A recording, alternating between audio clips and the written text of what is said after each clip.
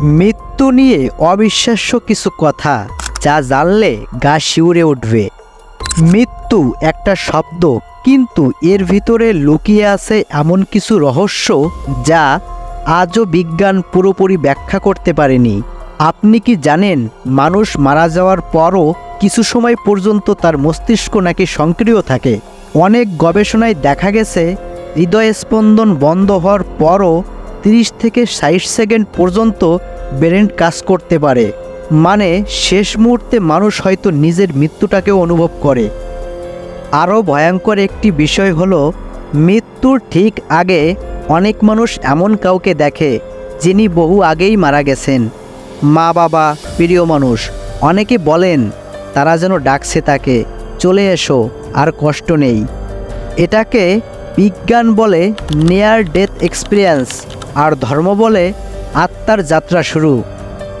আর একটা অবিশ্বাস্য সত্য জানেন, মৃত্যুর পর মানুষের শরীর একদম সঙ্গে সঙ্গে ঠান্ডা হয় না।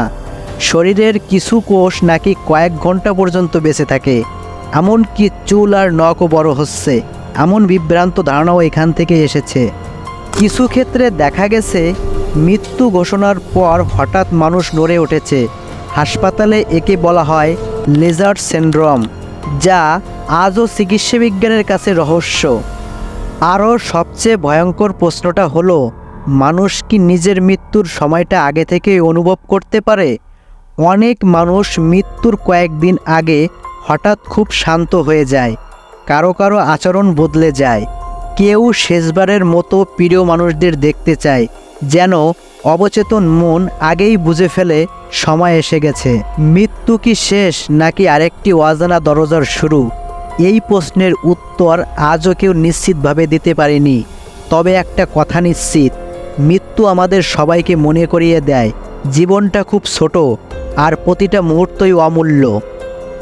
সুপ্রিয় দর্শক, ভিডিওটা ভালো লাগলে চ্যানেলটি সাবস্ক্রাইব করতে ভুলবেন না, এবং লাইক, কমেন্ট, শেয়ার করে জানাবেন ভিডিওটা কেমন হয়েছে। ধন্যবাদ।